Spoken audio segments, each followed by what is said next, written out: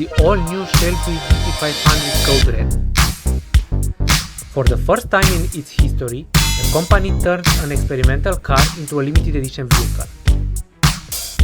In addition to the replacement of the factory supercharger with a twin-turbo setup, each hand-built Code Red Shelby GT500 will receive suspension, braking, cooling, and aesthetic upgrades.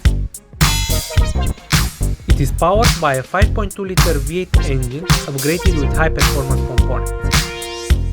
The new supercar produces 1000 horsepower and 780 pound-feet of torque when using regular fuel, and 1300 horsepower and 1000 pound-feet of torque when using E85 Ethanol. Apart from the powertrain upgrade, Shelby American also added a wide body package, new wheels, tires and axles, suspension tuning, interior tweaks, exterior badges, and the carbon fiber hood.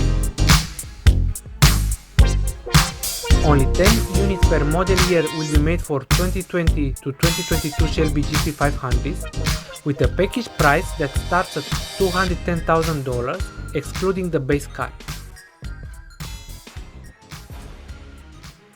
Guys, if you like the new Shelby, please subscribe and hit the like button. Thanks.